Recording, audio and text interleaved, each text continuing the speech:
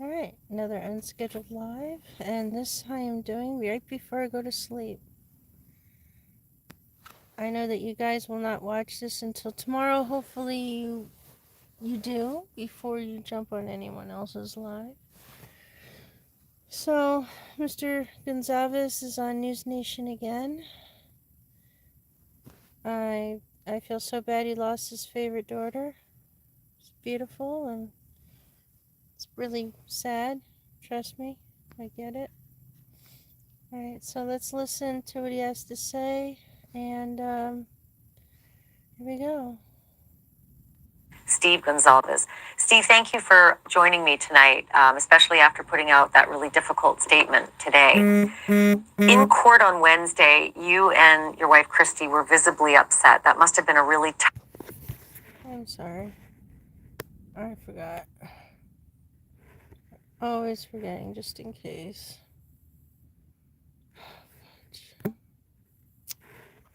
It's really kicking my butt. There's got to be a better way. All right. Okay, I am very sorry about that. Here we go. tough hearing to come out of. Yeah, we're getting a little bit used to the delays and the tactics that are being used. So we're trying to understand that you don't get justice in one day. You got a process to go through. It's hard though, right? Finding that sweet spot. This is a death penalty case. You want to get it right.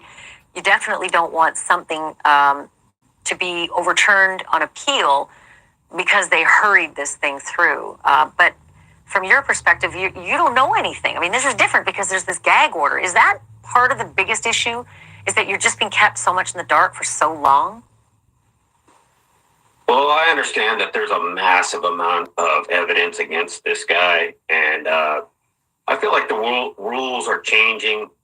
There was a time where an eyewitness was the best kind of evidence you could have. Nowadays, a cell phone and a car and surveillance, that's not memory. That's actual physical proof that an individual was at the crime scene during the time. And we're getting to that point where, you got a defense that's overwhelmed with so much evidence that they're having a hard time defending it.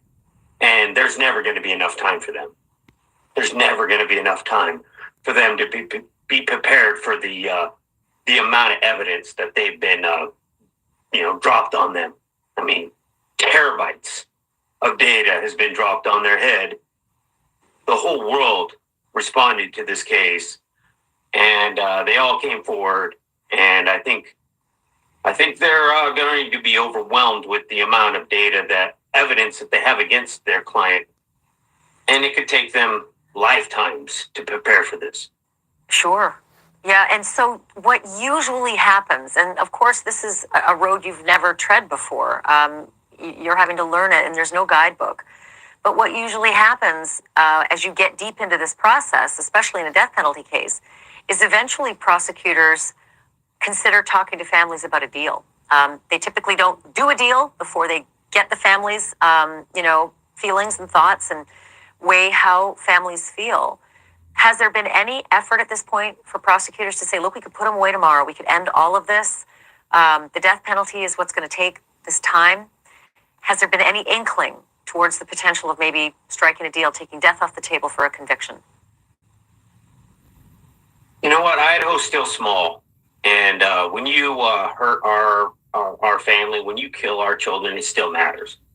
And all the way to Brad Little, we've talked with people that actually have stepped up and said, "Hey, we are going to make sure that this individual is held to the highest Supreme Court level that we possibly can." So there probably is those thoughts, but nobody's around to even hear them, because they know I'm not going to listen to that. I'm not here to compromise on my daughter's name. We are going to go for the ultimate level of accountability. I mean, we're talking about people that were in their bed, and if we believe the affidavit, this individual looked at somebody and said, "I'm here to help you." If that's not cruel, if that's not disgusting, when that person could have turned around and left the crime scene, but he said, "I'm here to help you," and chased that person down, there's gotta be a line that we write. What? He chased that person down. Oh boy. Yep, hit the like button. You heard it. We stop him right there. He chased that person down. He ran out of that house, guys. Just like I told you. And survived. Ended up in the hospital, but was found outside, not in the house. Can't get any deeper than this. I'm here to help you. And he's chasing her out the door. As society and say, no more, no more. We are going to stand our ground. In Idaho, we are standing our ground on this case, and we're going to hold this guy. I can understand that. To the highest. I can understand it. I can understand how. Okay, so right now he's under the impression Bryan Kohberger is the man. He, again, regardless of all our thoughts, Bryan Kohberger can still be the man. Okay, but I would like to see that he gets a fair trial. All right, and if he's holding that innocence and demanding the innocence, that he has a right to prove that innocence and have time to do so. I do understand loss is very hard to accept and to deal with,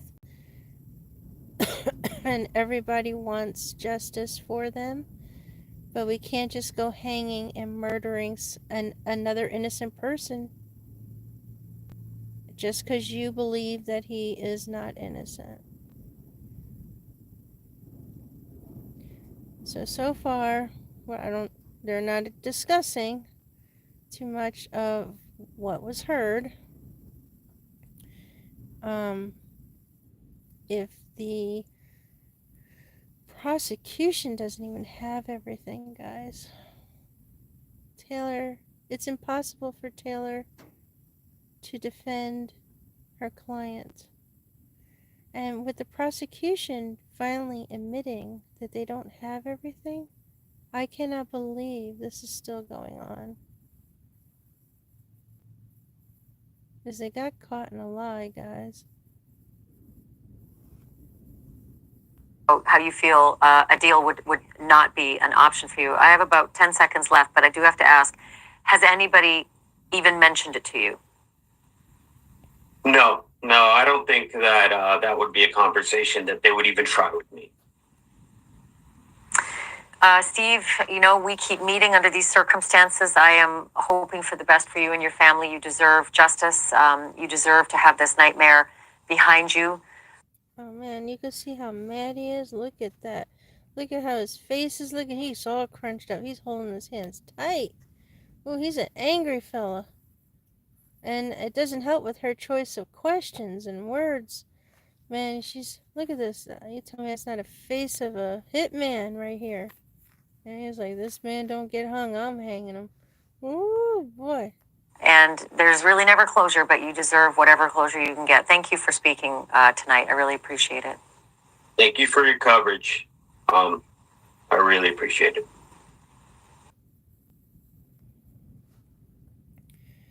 This is sad. And as I look at their pictures, I just can't imagine what happened to them to be just something drug related or crime of passion. I just truly feel, as beautiful as these girls are, that there's some bunch of hoes out there that are extremely jealous.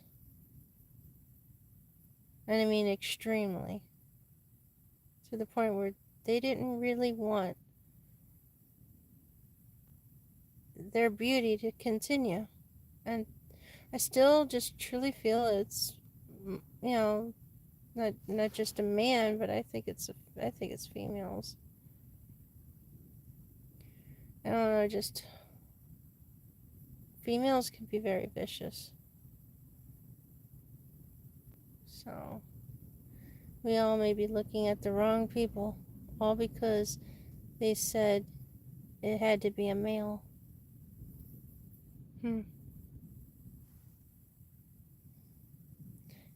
And yeah, I know that when I went over dissecting the court case, you guys can watch it over and over again and really listen, because Santa Claus does get up, and we call him Santa, and admits that even they're waiting for the rest of the documents and paperwork from FBI, state troopers,